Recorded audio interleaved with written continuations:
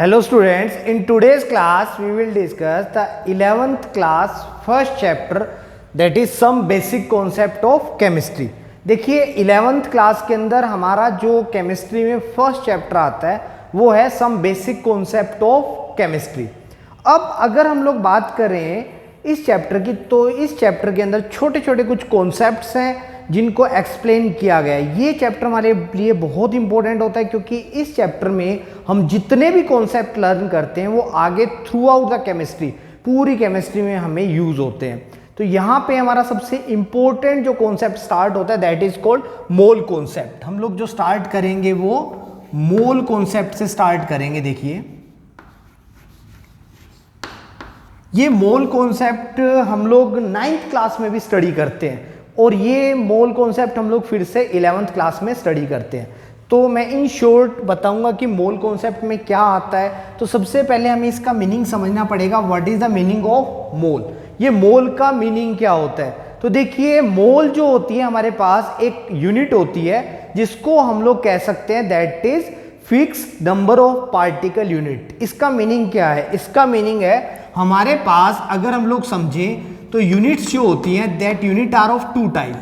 दो तरह की हमारे पास यूनिट्स होती हैं। पहली यूनिट होती है जिसको हम लोग कहते हैं fixed mass unit, fixed mass unit, और एक होती है जिनको हम लोग कहते हैं fixed number of particle units, fixed number of particle units. अब देखिए फिक्स्ड मास यूनिट क्या होती है और fixed number of particle units क्या होती है। एक एग्जांपल लेते हैं हम लोग। सपोज मैं एक शॉप पर जाता हूं, वहां जाकर मैं 1 डजन बनाना परचेज करता हूं, या मैं एक शॉप पर जाता हूं पहले मैं वहां जाके 1 kg बनाना परचेज करता हूं। मैं एक शॉप पर गया, वहां जाकर मैंने 1 kg 1 किलोग्राम बनाना परचेज किए। मैं दूसरी शॉप पर गया, वहां से भी मैंने जाकर 1 किलोग्राम बनाना परचेज किए। तो मैंने दोनों शॉप से जो बनाना परचेज किए हैं क्या उन दोनों शॉप के बनानास का मास इक्वल होगा? बिल्कुल इक्वल होगा, क्योंकि मास का मतलब हम यहाँ पे वेट से ले रहे हैं। आप एक शॉप से 1 kg ले रहे हो, दूसरी शॉप से 1 kg ले रहे हो, तो ऑब्वियसली मास तो क्या है? इक्वल है। लेकिन क्या नंबर ऑफ बनानास भी इक्वल होंगे? बिल्कुल नहीं। हो सकता है एक शॉप से जो बनाना मिल रहे हैं वो छोटे हो, दूसरी शॉप वाले बनानास थोड़े बड़े हो, तो ऑब्वियसली नंबर ऑफ बनानास क्या हो सकते हैं? दोनों के डिफरेंट हो सकते हैं। सिमिलरली हम लोग कहेंगे अगर मैं एक शॉप पर जाता हूं, वहां जाकर मैं 1 kg वाटरमेलन परचेज करता हूं और दूसरी शॉप पर जाता हूं, वहां मैं जाकर 1 किलोग्राम लेमन परचेज करता हूं, तो मैंने जो वाटरमेलन परचेज किया और लेमन परचेज किया क्या दोनों का मास इक्वल होगा? बिल्कुल इक्वल होगा, क्योंकि मैं 1 kg परचेज कर रहा हूं। बट क्या नंबर ऑफ वाटरमेलन और नंबर ऑफ लेमन यानी नंबर ऑफ पार्टिकल क्या वो इक्वल होंगे? बिल्कुल नहीं। 1 kg वाटरमेलन में से तो मुश्किल से एक आपका 1 वाटरमेलन ही आ पाएगा, जबकि आप लेमन की बात करते हो तो 1 kg लेमन में बहुत सारे लेमन्स आ जाएंगे। तो नंबर ऑफ पार्टिकल या number of lemon, number of watermelon जो होंगे वो 1 kg में सेम नहीं होंगे, बट मास जो होगा सेम होगा। इसी तरह से 1 kg बनाना एक शॉप से ले रहे हो, 1 kg बनाना दूसरी शॉप से ले रहे हो, तो मास तो इक्वल होगा, बट नंबर ऑफ बनाना जो होंगे वो इक्वल हो भी सकते हैं और नहीं भी हो सकते। तो हम लोग ये कहते हैं कि जो किलोग्राम है वो कैसी यूनिट है? क्या फिक्स रहता है उसके अंदर?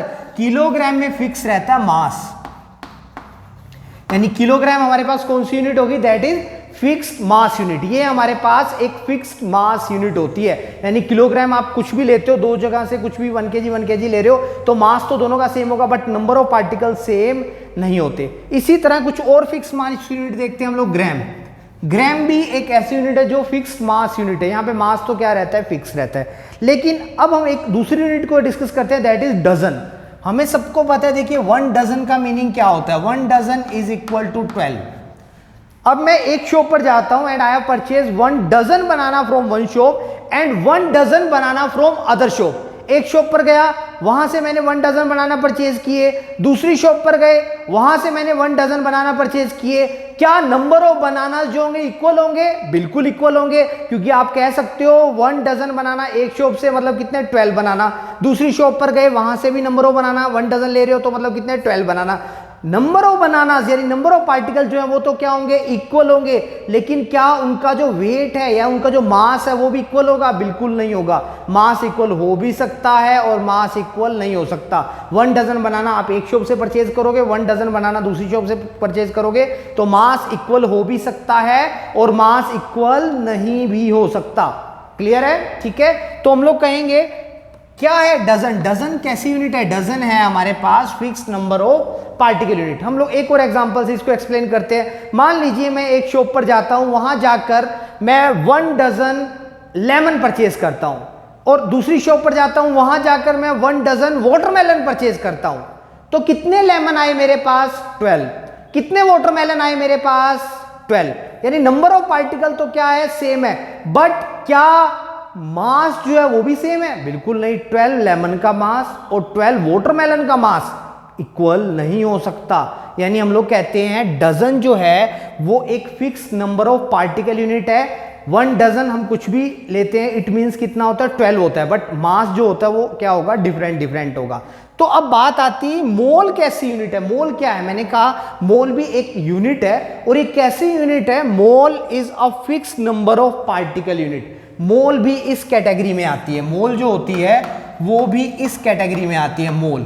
तो मोल भी fix number of particle unit है। तो what is the meaning of mole? 1 मोल का मीनिंग क्या होता है? जैसे 1 डजन का मीनिंग 12 होता है, वैसे क्या 1 मोल का भी कुछ मीनिंग होता है? बिल्कुल होता है। देखिए 1 mole is equal to 1 mole is equal to 6.022 into 10 raise to power 23।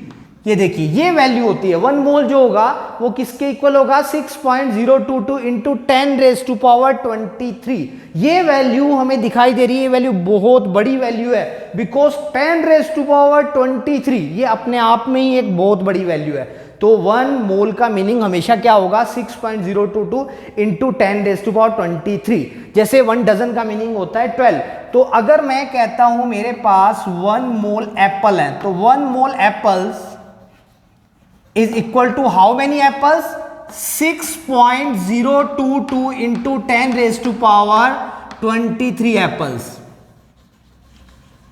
Similarly 1 mole, suppose मेरे पास मैं कहता हूं नोटबुक्स हैं, तो 1 मोल नोटबुक मीन्स कितनी नोटबुक्स हो जाएंगी? 6.022 into 10 raise to power 23 notebook. यानी कि हम 1 मोल कुछ भी है हमारे पास, तो 1 मोल का मीनिंग ही क्या है? 6.022 इंटू 10 रेज टू पावर 23। 1 मोल का मीनिंग ये है। तो हम 1 मोल कुछ भी ले रहे हैं। 1 मोल क्या होगा? केमिस्ट्री में आप एटम भी ले सकते हो, मॉलिक्यूल भी ले सकते हो। तो सपोज मैं कहता हूं 1 मोल कार्बन एटम। सो 1 मोल कार्बन एटम अगर देखेंगे तो उसमें कितने कार्बन एटम्स आएंगे? उसके अंदर कार्बन एटम आएंगे 6.022 into 10 raise to power 23 carbon atoms. अब देखिए 1 मोल अगर मैं नाइट्रोजन एटम लेता हूं तो उसमें कितने नाइट्रोजन आएंगे? 1 mole nitrogen atom is equal to 6.022 into 10 raise to power 23 nitrogen atoms. यानी 1 मोल हम कुछ भी ले रहे हैं उसमें वो कितना आ रहा है? 6.022 इंटू 10 रेज टू पावर 23 आ रहा है। तो अगर मैं 10 मोल नाइट्रोजन एटम ले लेता हूं, suppose I have 10 mole nitrogen atom, then what will be the answer? 10 mole nitrogen atom is equal to how many nitrogen atom? 6.022 into 10 raise to power 23। 1 mole में होते हैं तो 10 में कितने होंगे? मल्टीप्लाई कर दो 10 से, तो कितना आंसर आ जाएगा? 6.022 into 10 raise to power 23 into 10। So answer is 6.022 into 10 raise to power 24 nitrogen atom. अगर हम लोग 100 मोल लेते तो कितने से मल्टीप्लाई कर देते आप? 100 से। यानी कितना आंसर हो जाता? 6.022 इंटू 10 रेज टू पावर 25 हो जाता। यानी हम लोग कहेंगे 1 मोल जो है वो 1 डजन की तरह से है। जैसे 1 डजन में कोई भी एंटाइडीज लेते हो वो 12 होती है, वैसे ही 1 मोल में कोई भी एंटाइडीज आप ले रहे हो, it means that is 6.022 into 10 raise to power 23 आएगा। क्लियर हो गया? अब देखिए हम लोग इसी कॉन्सेप्ट को थोड़ा और आगे लेकर जाते हैं। सपोज हमारे पास मॉलिक्यूल्स आ जाते हैं, वहां पे भी कोई प्रॉब्लम नहीं है मॉलिक्यूल्स में। Now what are molecules? Basically molecules are the group of atoms. Molecule जो होते हैं वो ग्रुप ऑफ एटम्स होते हैं। जैसे अगर हम लोग H लिखते हैं तो H क्या है हमारे पास? एटम। बट अगर मैं H2 लिख दूंगा तो ये क्या बन गया? मॉलिक्यूल। अगर मैं C लिख रहा हूं तो ये क्या है मेरे पास? Carbon atom. बट अगर मैंने CO2 लिख दिया तो ये पूरा क्या बन गया? मॉलिक्यूल। और इस एक मॉलिक्यूल में एक कार्बन एटम है और 2 ऑक्सीजन एटम है। So molecules are the group of atom. तो अगर मेरा क्वेश्चन ये होगा 1 मोल H2O, 1 मोल H2O में H2O के मॉलिक्यूल्स कितने होंगे? 1 मोल H2O में H2O के मॉलिक्यूल्स कितने होंगे? तो कितने होंगे? 1 मोल का मीनिंग क्या है? 1 मोल का मीनिंग है 6.02 इंटू 10⁻23। तो बस 6.022 इंटू 10⁻23 H2O मॉलिक्यूल्स। अगर मैं यहां 1000 मोल ले लेता, 1000 मोल H2O, 1000 मोल H2O में H2O के मॉलिक्यूल्स कितने होंगे? तो 1000 इंटू 6.022 इंटू 10⁻23 H2O मॉलिक्यूल। और इसको जब हम लोग 10⁻23 और 1000 को सॉल्व करेंगे तो हमारे पास आंसर क्या आ जाएगा? 6.022 इंटू 10⁻6, बिकॉज ये 10⁻3 है और ये 10⁻23 है। तो कितना हो जाएगा? 10⁻26। क्लियर है? इतने क्या आ जाएंगे हमारे पास? H2O मॉलिक्यूल्स आ जाएंगे। तो मॉलिक्यूल्स भी हम वैसे ही कैलकुलेट करते हैं। अगर मॉलिक्यूल हमें गिवन है मोल की फॉर्म में और आपको उनकी नंबर यानी काउंटिंग फाइंड आउट करनी है तो वैसे ही फाइंड आउट करोगे आप जैसे एटम्स को आप फाइंड आउट कर रहे थे, सिमिलरली वैसे ही। यानी हम लोग कहते हैं, अच्छा यहां पे अगर हम लोग समझे तो ये जो 6.022 इंटू 10⁻23 है, ये वैल्यू जो है एक साइंटिस्ट जिन्होंने हम लोग कहते हैं एवोगैड्रोस, उन्होंने इसको डिस्कवर किया था। तो उनके रिगार्ड में हम लोग इस नंबर को एवोगैड्रोस नंबर कहते हैं। 6.022 into 10⁻23 is called as Avogadro number, Avogadro's number. तो ये एवोगैड्रोस नंबर जो होता है यानी ये पूरी वैल्यू 6.022 इंटू 10⁻23, इस पूरी वैल्यू को हम लोग या तो n नोट से डिनोट कर देते हैं या हम डिनोट कर देते हैं Na से। या तो आप Na से डिनोट कर सकते हो या आप n नोट से डिनोट कर सकते हो। तो देखिए इसको मैं क्या लिख सकता हूं, ये पूरी वैल्यू जो है ये पूरी वैल्यू क्या हो गई? n note. और ये क्या हो गया? 10⁻3 या 1000 हो गया। तो आप इसको, इसी चीज को आप 1000 n नोट भी लिख सकते हो। यानी ये वैल्यू जो है, ये वैल्यू हमारे पास सेकंड आंसर जो आ रहा है, सेकंड आंसर अगर आप 1000 n नोट लिखोगे वो भी करेक्ट होगा, बिकॉज n नोट का मीनिंग हमारे पास यहां क्या है? 6.022 इंटू 10⁻23। क्लियर हो गया? अब देखिए अगर हमारे पास क्वेश्चन कुछ इस तरह से आता है, how many molecules are present in 10 mole H2O। एक क्वेश्चन हमारे पास ये है और एक क्वेश्चन हमारे पास है how many atoms are present in 10 mole of H2O। तो क्या ये दोनों क्वेश्चन जो हैं वो सेम है? जरा सोचिए, क्या ये दोनों क्वेश्चन जो है हमारे पास सिमिलर हैं या इन क्वेश्चंस में कुछ डिफरेंस है? बिल्कुल, आप अगर सोच रहे हो डिफरेंस है तो बिल्कुल सही है, इन क्वेश्चंस में डिफरेंस है। क्या डिफरेंस है? देखिए फर्स्ट क्वेश्चन में हमें 10 मोल H2O दिया गया है और उसमें हमें क्या फाइंड आउट करने हैं? Number of molecules. दूसरे क्वेश्चन में हमें 10 मोल H2O दिया गया है और हमें क्या फाइंड आउट करने हैं? एटम्स। यानी कि पहले क्वेश्चन में हमें मॉलिक्यूल्स फाइंड आउट करने हैं, दूसरे क्वेश्चन में हमें क्या फाइंड आउट करने हैं? एटम्स। तो फर्स्ट का आंसर तो देखिए अभी हम लोगों ने किया ही था, फर्स्ट जो क्वेश्चन है उसका आंसर तो हम लोगों ने अभी किया था। तो 10 मोल मॉलिक्यूल्स पूछा गया आपसे, है ना। 10 मोल H2O है और H2O क्या है, मॉलिक्यूल्स की फॉर्म है। तो मॉलिक्यूल 1 मोल मॉलिक्यूल में मॉलिक्यूल कितने होते हैं, N नोट। तो 10 मोल में कितने हो जाएंगे, 10 N नोट। तो हमारा फर्स्ट आंसर जो आ जाएगा दैट इज 10 N नोट। आप इसको 10 N नोट भी लिख सकते हो या 6.022 इंटू 10⁻24 भी लिख सकते हो। 6.022 इंटू 10⁻24 क्या है ये हमारे पास, H2O मॉलिक्यूल्स।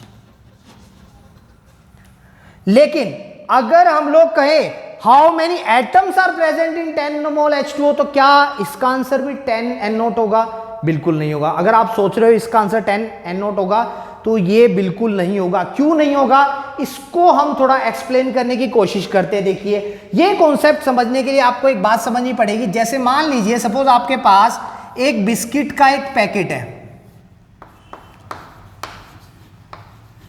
आपके पास बिस्किट का एक पैकेट है और जो ये बिस्किट का एक पैकेट आपके पास है इसमें टोटल बिस्किट आपके पास 10 है। इसके अंदर सपोज आपके पास 10 बिस्किट्स हैं। एक पैकेट में कितने बिस्किट्स हैं, 10 बिस्किट्स हैं। अब देखिए, मान लीजिए आपको कोई कहता है 1 डजन पैकेट, 1 डजन पैकेट। तो 1 डजन पैकेट में पैकेट्स कितने होंगे, तो आप आंसर दोगे 12 पैकेट। आपका आंसर क्या होगा, 12 पैकेट। बिल्कुल सही है, 1 डजन पैकेट में पैकेट कितने होंगे, 12 पैकेट। बट आपसे अगर कोई पूछे कि 1 डजन पैकेट में बिस्किट्स कितने होंगे, 1 डजन पैकेट में बिस्किट्स कितने होंगे, तो क्या इसका आंसर भी 12 आएगा, बिल्कुल नहीं। क्यों, क्योंकि आप इस क्वेश्चन में और इसमें डिफरेंस समझिए। देखिए, यहां पे डजन की फॉर्म में क्वांटिटी जो गिवन थी वो किसकी थी, पैकेट की। और आपसे जो पूछा गया किसकी क्वांटिटी पूछ रहे थे, वो भी पैकेट की। यानी जिसकी डजन की फॉर्म में क्वांटिटी गिवन है वही चीज आपको कैलकुलेट करनी है। यहां देखिए, आपसे जो चीज पूछी गिवन किसकी क्वांटिटी है, पैकेट की। डजन की फॉर्म में किसकी क्वांटिटी गिवन है, पैकेट की। और आपसे पूछा क्या गया है, बिस्किट्स, यानी डिफरेंट पूछा गया है। यानी जिसकी क्वांटिटी आपको गिवन है वो चीज आपसे नहीं पूछी गई, उसके अंदर जो है वो पूछा गया। तो देखिए, हम लोग समझते हैं आप कैसे कैलकुलेट करते हो इसको। बिल्कुल सिंपल सी बात है, आपको पहले क्या देखना पड़ेगा, 1 डजन पैकेट्स में पैकेट्स कितने आएंगे, तो ऑब्वियसली कितने पैकेट्स आएंगे, 12 पैकेट। और अब आपको देखना पड़ेगा एक पैकेट में बिस्किट्स कितने हैं, एक पैकेट में बिस्किट कितने हैं, 10। तो आप इसको कितने से मल्टीप्लाई कर देते हो, 10 से। तो आपका आंसर क्या आता है, 120 बिस्किट्स। आपका आंसर क्या आ जाता है, 120 बिस्किट्स। अब देखिए, इसी चीज को हम अप्लाई करेंगे इस क्वेश्चन के ऊपर, इसी चीज को हम इस क्वेश्चन पे अप्लाई करेंगे। यहां पे क्या है, हमें क्वांटिटी जो गिवन है वो किसकी गिवन है, मॉलिक्यूल की। और किसकी क्वांटिटी फाइंड आउट करनी है, एटम की क्वांटिटी हमें फाइंड आउट करनी है। तो हम कहते हैं जैसे बिस्किट से मिलकर पैकेट बनता है, वैसे ही एटम से मिलकर क्या बनता है, मॉलिक्यूल बनता है। यानी कि हम कह सकते हैं atoms are like biscuits and molecule are like packets. Clear हो गया, समझ में आया। तो हम लोग कहेंगे जैसे बिस्किट से मिलकर क्या बन रहा है, पैकेट बनता है, वैसे ही बहुत सारे मॉलिक्यूल से मिलकर क्या, बहुत सारे एटम से मिलकर क्या बनेगा, एक मॉलिक्यूल बनेगा। तो हम लोगों को पता है जैसे बिस्किट जो है, बिस्किट से मिलकर क्या बन रहा है, पैकेट, वैसे ही हम लोग कह सकते हैं जो एटम्स हैं उनसे मिलकर क्या बनेगा, मॉलिक्यूल। यानी कि बिस्किट जो है वो किसकी तरह से हो गए, एटम्स की तरह से हो गए, और मॉलिक्यूल और पैकेट ये दोनों सेम हो गए। क्लियर हो गया। तो देखिए, अब इस क्वेश्चन में क्या, how many atoms are present in 10 mole of H2O, यानी जो क्वांटिटी गिवन है वो H2O की गिवन है, और H2O हमें सबको पता है क्या होता है, एक मॉलिक्यूल होता है। यानी किसकी क्वांटिटी गिवन है, मॉलिक्यूल की। और फाइंड आउट क्या करना है, एटम, यानी वही चीज होगी, पैकेट्स की क्वांटिटी गिवन है और उसके अंदर जो है उसकी क्वांटिटी आपको फाइंड आउट करनी है, यानी एटम्स की क्वांटिटी आपको फाइंड आउट करनी है। यानी बाहर वाली जो चीज है उसका आपको, उसकी क्वांटिटी आपको गिवन है मोल की फॉर्म में, और उसके अंदर जो है उसकी क्वांटिटी आपको फाइंड आउट करनी है। तो आप कैसे करोगे, तो आप पहले जो बाहर की चीज है उसे फाइंड आउट करोगे। जैसे यहाँ पे आपने क्या फाइंड आउट किए थे, पहले पैकेट्स फाइंड आउट किए थे। यहाँ पे आप पहले क्या फाइंड आउट करोगे, मॉलिक्यूल, फिर एक पैकेट में जितने बिस्किट थे उससे मल्टीप्लाई किया, यहां पे एक मॉलिक्यूल में जितने एटम होंगे उससे मल्टीप्लाई करोगे। तो देखिए पहले हम लोग क्या करते हैं, 10 मोल H2O में H2O के मॉलिक्यूल्स कितने होंगे, यानी पैकेट कितने हैं, तो 10 मोल H2O में 10 इंटू N0 क्या होंगे हमारे पास, H2O मॉलिक्यूल्स होंगे।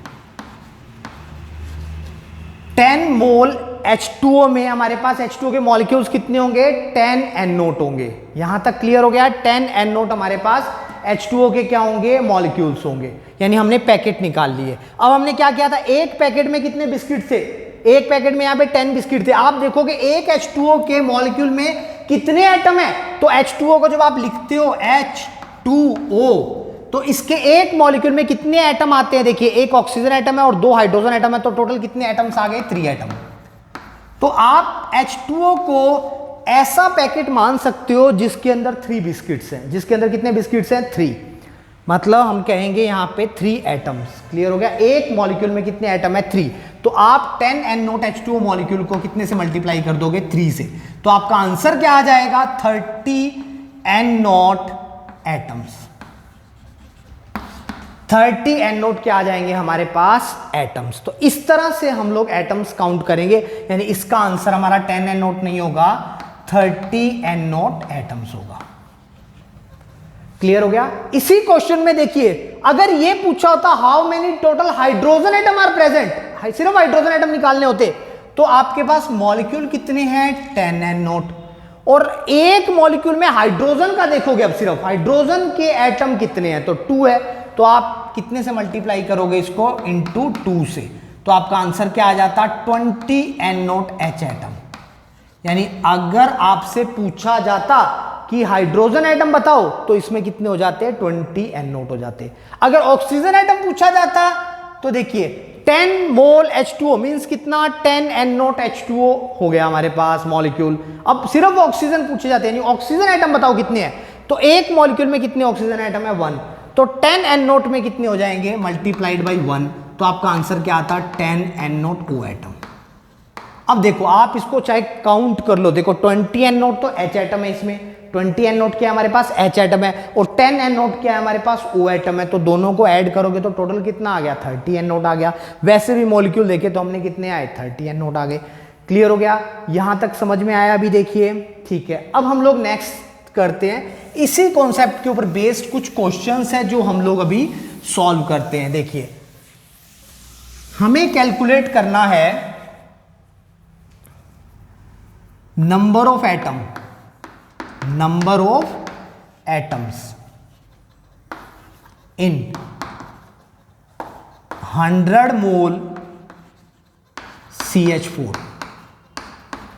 100 मोल CH4, सेकेंड 1000 मोल H2SO4, 1000 मोल H2SO4। तो देखिए अगेन हम लोग ये समझेंगे हमें क्या कैलकुलेट करना है और क्या हमें गिवन है।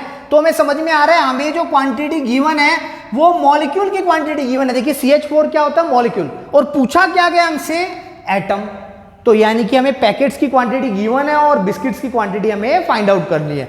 तो क्या होगा, 100 मोल CH4 में पहले CH4 मॉलिक्यूल्स निकालेंगे, तो कितने मोल, 100 इंटू N0, 100 N0 क्या आ गया, CH4 मॉलिक्यूल आ गया। लेकिन हमें तो क्या बताने हैं इसके अंदर, हमें इसके अंदर एटम्स बताने हैं। तो अब आपको देखना होगा एक मॉलिक्यूल में कितने एटम है, 4 हाइड्रोजन एटम और 1 कार्बन एटम। तो एक मॉलिक्यूल में कितने एटम है, 5, तो आप इसे मल्टीप्लाई करोगे 5 से, तो आपका एग्जैक्ट आंसर होगा 500 N0 एटम्स। यानी हम लोग कह सकते हैं 100 मोल CH4 में कितने एटम्स होंगे, 500 N0 टोटल एटम्स होंगे। अगर हाइड्रोजन एटम पूछे जाते तो हाइड्रोजन एटम हो जाते 400 N0। क्योंकि 4 से मल्टीप्लाई करते, और कार्बन एटम पूछते तो 100 एन नोट हो जाते। अब देखिए, अगर हम लोगों से पूछा जाए 1000 मोल H2SO4 में, इसमें मॉलिक्यूल्स कितने होंगे, आप लोग खुद ट्राई कीजिए, वीडियो को पॉज करके आप खुद ट्राई कीजिए कि 1000 मोल H2SO4 में टोटल एटम्स कितने होंगे।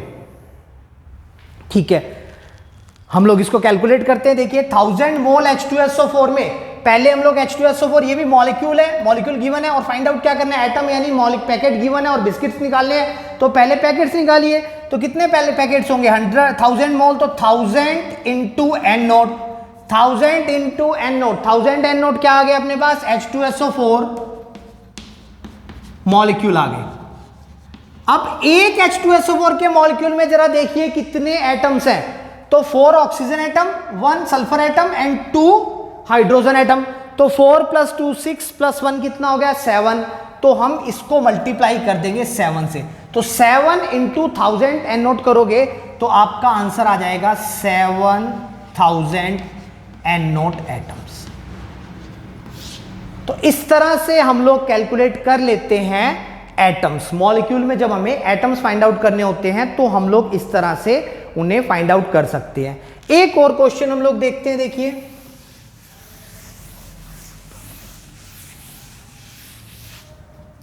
सपोज हमसे पूछा जाए how many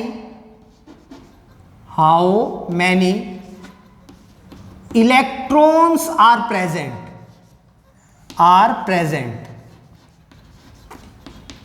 in 10 mole carbon atom. 10 mole carbon atom में इलेक्ट्रॉन्स कितने प्रेजेंट होंगे, तो 10 मोल कार्बन एटम में कितने इलेक्ट्रॉन्स प्रेजेंट होंगे। अब देखिए आपको जो क्वांटिटी गिवन है वो किसकी गिवन है, एटम की, बट आपको कैलकुलेट क्या करने हैं, इलेक्ट्रॉन। तो ये भी वही चीज होगी आपको। अब इलेक्ट्रॉन और एटम में क्या रिलेशन है, वही रिलेशन है जो बिस्किट और पैकेट में होता है। जो एटम होता है, एटम के अंदर क्या होते हैं, इलेक्ट्रॉन्स होते हैं, जैसे पैकेट के अंदर क्या होते हैं, बिस्किट्स होते हैं। तो हम लोग यहां पे क्या करेंगे, जैसे अभी हमने किया वैसे ही करेंगे। पहले 10 मोल कार्बन एटम में हम लोग कार्बन एटम्स कैलकुलेट करेंगे, तो हमारा आंसर कुछ ऐसा होगा। 10 मोल कार्बन एटम का मीनिंग हो गया 10 इंटू एन नोट, मोल हटाओ और उसकी जगह क्या लगा दो, N naught. 10 N naught carbon atom, यानी 10 मोल कार्बन एटम में कार्बन एटम्स कितने होंगे, 10 एन नोट। अब एक कार्बन में कितने इलेक्ट्रॉन्स होते हैं, तो देखिए बच्चों, जो एटम का एटॉमिक नंबर होता है, जो एटम का एटॉमिक नंबर होता है उसमें उतने ही क्या होते हैं, प्रोटॉन्स होते हैं। और अगर हमारा एटम न्यूट्रल है, यानी उसके ऊपर कोई भी चार्ज नहीं है, तो जितने प्रोटॉन्स होते हैं उतने ही इलेक्ट्रॉन्स होते हैं। तो देखिए अब ये कार्बन है, इसके ऊपर कोई चार्ज नहीं है, ना कुछ प्लस में लिखा हुआ है ना ही कुछ माइनस में लिखा हुआ है, यानी ये न्यूट्रल एटम है। तो कार्बन का एटॉमिक नंबर देखिए, कार्बन का एटॉमिक नंबर होता है 6। तो कार्बन का एटॉमिक नंबर जब 6 होता है तो इसमें 6 ही प्रोटॉन होंगे और 6 ही इलेक्ट्रॉन होंगे। तो यानी एक कार्बन एटम में कितने इलेक्ट्रॉन है, 6। यानी ये एक ऐसा पैकेट है जिसके अंदर 6 बिस्किट्स हैं। तो आप मल्टीप्लाई किससे करोगे, आप 6 से। तो आपका आंसर क्या आ जाएगा, 60 एन नोट इलेक्ट्रॉन। अगर इसमें प्रोटॉन पूछे जाते तो ये न्यूट्रल एटम है, यानी इलेक्ट्रॉन प्रोटॉन इक्वल होते हैं, तो प्रोटॉन भी क्या होते, आप इसको मल्टीप्लाई करते 6 से, 10 एन नोट को 6 से मल्टीप्लाई करते तो 6 एन नोट क्या आते, उसके अंदर प्रोटॉन्स आते। तो इस तरह से हम लोग electrons, protons, charge, atom, molecule, इनकी क्वांटिटी हम लोग फाइंड आउट कर लेते हैं। तो ये हम लोग जो देख रहे हैं, ये हम लोगों ने देखा कि जो मोल होता है उस मोल को हम लोग क्वांटिटी की फॉर्म में किस तरह से फाइंड आउट कर सकते हैं। यानी मोल की, अगर हमें मोल की फॉर्म में कोई सब्सटेंस दिया हुआ है तो हम उसकी क्वांटिटी किस तरह से फाइंड आउट कर सकते हैं। अब देखिए हम लोग समझते हैं कि अगर हम लोग क्या नंबर ऑफ मोल की फॉर्म में अगर हमें किन्हीं एटम्स या मॉलिक्यूल की क्वांटिटी गिवन है तो क्या हम उसका मास भी फाइंड आउट कर सकते हैं, बिल्कुल कर सकते हैं। कैसे किया जाएगा, देखिए मान लीजिए सपोज हमारे पास 1 डजन बनाना हमने एक शॉप से परचेज किए, 1 डजन बनाना हमने दूसरी शॉप से परचेज किए, तो क्या हम इनका मास फाइंड आउट कर सकते हैं? बिल्कुल कर सकते हैं। मास डिफरेंट होगा बट हम फाइंड आउट कर सकते हैं। कैसे कर सकते हैं? हम उन्हें वेइंग बैलेंस पर रखेंगे और चेक कर लेंगे, वेइंग मशीन पर या वेइंग बैलेंस पे रख के चेक कर लेंगे कितना मास है। अब देखिए, अगर हमें मोल्स की फॉर्म के अंदर अगर कुछ भी कोई मॉलिक्यूल या कोई एटम्स गिवन होते हैं तो हमें उनका मास चेक करने के लिए उन्हें वेइंग मशीन पे रखने की रिक्वायरमेंट नहीं है। हम उनका मास कैलकुलेट करके पेन और पेपर पर कैलकुलेट करके बता सकते हैं। यानी अगर हमें कोई मॉलिक्यूल्स हैं या कोई एटम्स हैं, उनकी क्वांटिटी मोल की फॉर्म में गिवन है, तो हम उसका मास बिना वेइंग मशीन के पेन पेपर से हम लोग कैलकुलेट करके बता सकते हैं। जैसे हमसे कोई पूछे 10 मोल कार्बन का मास बताइए, तो हमें 10 मोल कार्बन को वेइंग मशीन पे नहीं रखना, हम 10 मोल कार्बन का पेन और पेपर से मास बता सकते हैं कितना आएगा। तो वो अब हम लोग समझेंगे। देखिए क्या होता है, हर एटम का मास जो होता है, एटम का मास होता है वो डिफरेंट होता है। एटम्स के साइज और एटम का मास भी डिफरेंट होता है। जैसे मान लीजिए मैं कहता हूं सपोज ये मेरे पास हाइड्रोजन एटम है ना, एटम स्फेरिकल होते हैं, सपोज ये आपके पास हाइड्रोजन एटम है ना, और आपके पास एक ये जो है ये मान लीजिए कार्बन एटम है। तो इन दोनों का साइज और मास ऑब्वियसली क्या मिलेगा आपको? डिफरेंट मिलेगा। या आप समझ सकते हो आपके पास एक क्रिकेट की जो छोटी बॉल होती है ना, वो बॉल जो है वो क्या है, आपके पास हाइड्रोजन एटम है, और एक बड़ी बॉल फुटबॉल जो है वो सपोज आपके पास क्या है, कार्बन एटम है। तो दोनों बॉल्स का जो साइज है वो साइज क्या है, डिफरेंट है। तो मास भी दोनों का क्या होगा, डिफरेंट होगा। तो मान लीजिए मैं कहता हूं मेरे पास 1 डजन ये वाले चौक हैं और 1 डजन मेरे पास ये वाले चौक हैं। तो नंबर ऑफ क्वांटिटी, नंबर में तो दोनों क्या आएंगे, 12 आएंगे, बट मास जो होगा, क्या मास भी इक्वल होगा? बिल्कुल नहीं होगा। इनके 12 का मास और इन चौक के 12 चौक का मास अगर आप देखोगे तो डिफरेंट होगा। सिमिलरली अगर मैं 1 मोल ये वाले चौक लेता हूं और 1 मोल ये वाले चौक लेता हूं तो उनका मास भी क्या मिलेगा आपको, डिफरेंट मिलेगा। सिमिलरली अगर मैं 1 मोल क्रिकेट वाली बॉल्स लेता हूं और 1 मोल फुटबॉल लेता हूं तो उनका मास भी डिफरेंट मिलेगा। तो इसी तरह अगर मैं 1 मोल हाइड्रोजन एटम लेता हूं और 1 मोल कार्बन एटम लेता हूं तो उनका मास भी क्या होगा, डिफरेंट होगा। हालांकि इवन नंबर में तो वो इक्वल होंगे, काउंटिंग में तो दोनों देखोगे आप कितने होंगे, 6.022 इंटू 10⁻23 ही होंगे, बट 6.022 इंटू 10⁻23 हाइड्रोजन का मास और 6.022 इंटू 10⁻23 कार्बन एटम का मास क्या होगा, डिफरेंट होगा। तो वो मास कितना होता है वो हम लोग समझते हैं। देखिए हर एटम का अपना एक एटॉमिक मास होता है, जो हम लोग 9th क्लास में हम लोग स्टडी कर चुके होते हैं। जैसे आपने समझा होगा हाइड्रोजन है, तो हाइड्रोजन का एटॉमिक मास हम कितना लेते हैं, 1 ग्राम पर मोल। इसी तरह कार्बन का कितना लेते हैं, 12 ग्राम पर मोल। इसी तरह अगर हम लोग एटॉमिक मास देखें तो नाइट्रोजन का कितना लिया जाता है, 14 ग्राम पर मोल। ऑक्सीजन का देखते हैं तो ऑक्सीजन का कितना होता है, 16 ग्राम पर मोल। सोडियम का देखते हैं तो सोडियम का कितना होता है, 23 ग्राम पर मोल।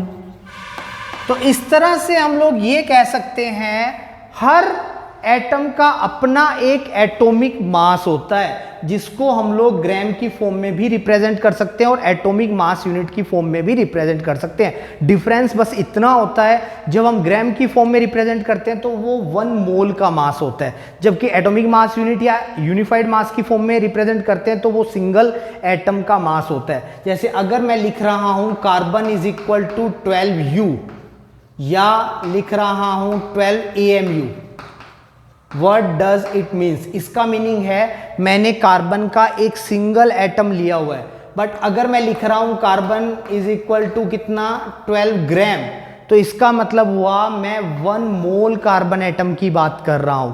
यानी यूनिफाइड मास 1 एटम के लिए और ग्राम जो होता है वो 1 मोल के लिए होता है। तो हम लोग ये कहते हैं ये सारे क्या है, एटॉमिक मास हैं। तो अब समझिए मोल में और मास में क्या रिलेशन होता है। अगर हमारे पास कोई भी एटम है तो उस एटम के 1 मोल का मास उसके एटॉमिक मास के ही इक्वल होता है इन ग्राम। फिर से मैं रिपीट कर देता हूं, 1 मोल एटम का जो मास होगा that is equal to its atomic mass in gram. For example अगर मुझसे कोई कहता है 1 मोल हाइड्रोजन है तो उसका मास बताओ कितना होगा, तो वो 1 ग्राम होगा। अगर कोई कहता है 1 मोल कार्बन एटम है, उसका मास बताओ कितना होगा, तो वो 12 ग्राम होगा। कोई कहता है 1 मोल नाइट्रोजन एटम है, उसका मास बताओ तो कितना होगा, 14 ग्राम होगा। कोई कहता है 1 मोल मेरे पास ऑक्सीजन एटम है, उसका मास बताओ कितना होगा, तो 16 ग्राम होगा। कोई कहे मेरे पास 1 मोल सोडियम एटम है, उसका मास बताओ तो कितना होगा, 23 ग्राम होगा। क्लियर। तो देखिए अगर कोई आपसे पूछता है 10 मोल सोडियम एटम का मास बताइए, सोडियम एटम का मास, तो सोडियम एटम के 10 मोल का मास कितना होगा, तो 1 मोल का मास कितना है, 23 ग्राम, तो 10 का कितना होगा, 10 इंटू 23, तो हमारे पास आंसर क्या आ जाएगा, 230 ग्राम। तो इट मींस देखिए हमारे पास 10 मोल सोडियम एटम का मास कितना है, 10 इंटू 23, 230 ग्राम। इसी तरह अगर कोई मुझसे कहे 100 मोल कार्बन एटम का मास, 100 मोल कार्बन एटम का मास कितना होगा, तो 1 मोल का कितना होता है, 12 ग्राम, तो 100 मोल का कितना होगा, 12 इंटू 100 मतलब कितना आ गया, 1200 ग्राम। तो आप समझिए, देखिए हमारे पास यहां से एक फॉर्मूला ड्राइव हो सकता है। वो फॉर्मूला क्या हम लोग ड्राइव कर सकते हैं, 10 मोल सोडियम एटम, 10 मोल सोडियम एटम का मतलब क्या है, ये हमारे पास क्या गिवन है, नंबर ऑफ मोल्स। ये देखिए ये का मास है ना, 10 मोल सोडियम एटम का मास, यानी हमें 10 मोल सोडियम एटम का मास बताना है। तो ये हमारे पास क्या है, मास। 10 क्या है यहाँ पे, नंबर ऑफ मोल, और ये 23 क्या है, उसका एटॉमिक मास। तो एक फॉर्मूला बन गया हमारे पास। वो फॉर्मूला क्या बना, मास इज इक्वल टू 10, 10 क्या है, number of mole, number of mole into atomic mass, into atomic mass. तो mass is equal to number of mole into atomic mass. ये हमारे पास एक फॉर्मूला आ गया। यहां से अगर मैं नंबर ऑफ मोल कैलकुलेट करना चाहूं तो मैं कैसे कर सकता हूं, एटॉमिक मास में यहां ले आता हूं। तो मेरे पास जो बनेगा फॉर्मूला, वो फॉर्मूला कुछ इस तरह से बन जाएगा। देखिए number of moles is equal to mass divided by atomic mass, atomic mass. यानी हमारे पास ये एक फॉर्मूला आ गया, number of mole is equal to mass divided by atomic mass. ये फॉर्मूला हम लोग 9th क्लास में भी स्टडी करते हैं, वहां पे भी हम लोग ये फॉर्मूला अप्लाई करते हैं। यानी अगर हमें किन्हीं एटम्स का मास गिवन है और हमें बताना उसमें कितने मोल्स होंगे, तो हम एवोगैड्रो नंबर से हमें कोई लेना देना नहीं है। हम क्या करेंगे, डायरेक्टली ये फॉर्मूला अप्लाई करेंगे और इससे हम लोग नंबर ऑफ मोल्स क्या करेंगे, फाइंड आउट करेंगे। फॉर एग्जांपल अगर क्वेश्चन आता है how many moles of carbon atom are present in 120 gram of carbon atom. Carbon atom के 120 ग्राम में कितने कार्बन एटम, कितने मोल कार्बन एटम प्रेजेंट होंगे, तो हम लोग फाइंड आउट कर सकते हैं। देखिए हमें क्या गिवन है, हमें पूछा क्या गया, हाउ मेनी नंबर ऑफ मोल, हमें ये फाइंड आउट करना है। 120 ग्राम ऑफ कार्बन एटम, ये ग्राम किसकी यूनिट होती है, मास की यूनिट होती है। दैट्स व्हाई हमें क्या गिवन है, मास गिवन है, तो हमें मास गिवन है। और एटॉमिक मास कार्बन का हमें पता ही है कितना होता है, 12 होता है। तो यहां से जब हम लोग ये वैल्यू पुट करेंगे, यानी मास कितना गिवन है 120, एटॉमिक मास कितना होता है कार्बन का 12, तो यहां से नंबर ऑफ मोल कितने आ जाएंगे हमारे पास 10 मोल। तो इसका आंसर क्या आ गया, 10 मोल कार्बन एटम। यानी हम ये कह सकते हैं अगर हमें मास गिवन है किन्हीं भी एटम्स का, तो हम उसके नंबर ऑफ मोल क्या कर सकते हैं, फाइंड आउट कर सकते हैं इस फॉर्मूले से। तो हमारा फॉर्मूला बहुत इंपॉर्टेंट है। देखिए number of mole is equal to mass divided by atomic mass. अगर हमारे पास एटम नहीं है, मॉलिक्यूल्स हैं, तो हम लोग क्या करेंगे, तब हम यहां एटॉमिक मास की जगह पर क्या लिख देते हैं, मॉलिक्यूलर मास। जैसे मान लीजिए यही क्वेश्चन होता और ये पूछा जाता how many moles of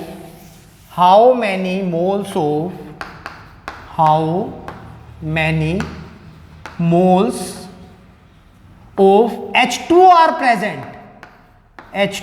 are present in 1800 gram of H2O। अब देखिए अगर हम इस क्वेश्चन में देखें तो इस क्वेश्चन में क्या है हमारे पास, हमें फाइंड आउट करने नंबर ऑफ मोल किसके, H2O के, और H2O क्या है, मॉलिक्यूल है, और ये H2O मॉलिक्यूल है, और ये देखिए ये क्या दिया हुआ है, ग्राम, 1800 ग्राम, ये 1800 ग्राम जो है H2O का मास दे दिया। तो हम यहाँ पे मास की जगह पर क्या लिखेंगे, 1800, और यहां पे हमें क्या रखना होगा, एटॉमिक मास नहीं रखना होगा, अब की बार हम लोग यहां पे रखेंगे मॉलिक्यूलर मास।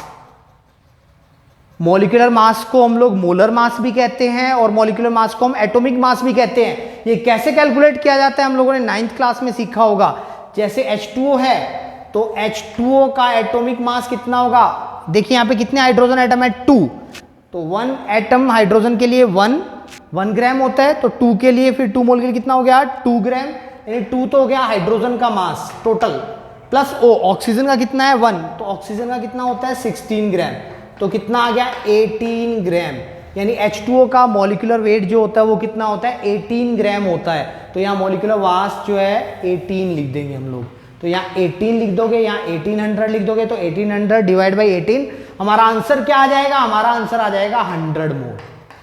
तो इस तरह से हम लोग क्या कर सकते हैं, अगर हमारे पास कोई भी मॉलिक्यूल्स है उनका मास गिवन है तो हम उनके number of mole find out कर सकते हैं, और मोल और मास को इस तरह से रिलेट किया जा सकता है। अब देखिए, अगर हमारे पास कोई गैस है, कोई गैस की कोई क्वांटिटी गिवन है, गैस का वॉल्यूम गिवन है, तो आप उसको भी रिप्रेजेंट कर सकते हो 1 मोल की फॉर्म में। कैसे, 1 mole of any gas, volume of 1 mole of any gas at STP mean standard temperature and pressure is equal to 22.4 decimetre cube या 22.4 litre.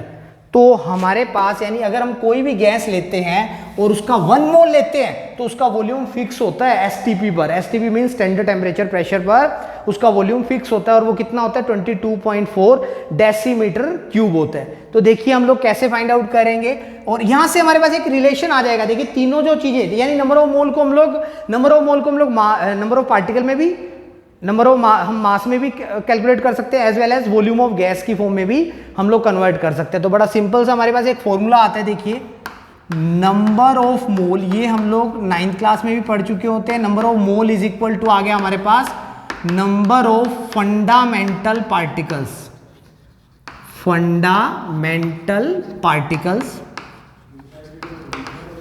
Divide by N naught means Avogadro's number is equal to mass divided by molecular weight, या हम कह सकते हैं atomic weight, is equal to volume of gas at STP divided by 22.4 decimetre cube, या decimetre cube को ही हम लोग क्या कहते हैं, लीटर कहते हैं। तो इस तरह से मान लीजिए आपको किसी गैस का वॉल्यूम गिवन है और आपको उसका मास फाइंड आउट करना है, तो आप इन दोनों फॉर्मूलाज को इक्वेट कर दो। अगर आपको किसी कोई भी सब्सटेंस है उसका मास गिवन है और आपको उसके अंदर number of fundamental particle, now what are fundamental particle means atom, molecule और ये सब फाइंड आउट करने हैं, तो आप इन दोनों को क्या कर सकते हो, इक्वेट कर सकते हो। इन दोनों को आप इक्वेट कर दो। जैसे हम लोग एक क्वेश्चन देखते हैं, हमारे पास क्वेश्चन आता है how many CO2 molecules are present in 11.2 decimetre cube CO2 gas at STP। अब देखिए हमारे पास, हमें फाइंड आउट क्या करना है, how many number of molecules, यानी हमें fundamental particle, number of fundamental particle find out करने हैं, और गिवन क्या है हमारे पास, वॉल्यूम। तो हम इन दोनों फॉर्मूलाज को इक्वेट करेंगे। तो इन दोनों फॉर्मूलाज को जब आप इक्वेट करोगे तो क्या बनेगा, number of fundamental particle divide by N naught is equal to volume of gas at STP divide by 22.4 decimetre cube. अब देखिए वैल्यूज पुट कीजिए। नंबर ऑफ मॉलिक्यूल का मीनिंग है नंबर ऑफ फंडामेंटल पार्टिकल, वो तो हमें फाइंड आउट करने हैं, यानी x हो गया, एन नोट हो गया। वॉल्यूम, वॉल्यूम हमें गिवन है, वो वॉल्यूम कितना गिवन है 11.2 डेसीमीटर क्यूब, यानी लीटर में गिवन है, और 22.4, तो ये 11.2 और 22.4 2 पे चला गया। तो यहां से x की वैल्यू क्या आई, x की वैल्यू हमारे पास देखिए क्या आ रही है, हमारे पास x की वैल्यू आ रही है हमारे पास 1/2 एन नोट, यानी हम कह सकते हैं इसको 0.5 N naught CO2 molecules, 0.5 N naught CO2 molecules. तो ये हमारे पास आंसर आ जाएगा। तो ये भी हमारा एक बहुत इंपॉर्टेंट फॉर्मूला है जो आगे जाकर हमें यूज होगा स्टोशियोमेट्री में, और जहां पे हम लोग आगे इस चैप्टर में क्वेश्चंस करेंगे वहां पे हमें ये फॉर्मूला यूज होने वाला है। तो इस तरह से देखिए जो मोल होता है उसको हम मास की टर्म्स में भी डिफाइन कर सकते हैं, मोल को हम लोग नंबर ऑफ पार्टिकल्स की फॉर्म में भी डिफाइन कर सकते हैं, और अगर हमारे पास मोल है तो मोल को हम लोग, कोई गैस है तो उस गैस के वॉल्यूम की फॉर्म में भी डिफाइन कर सकते हैं। तो ये हमारे पास number of moles find out करने का मेथड था।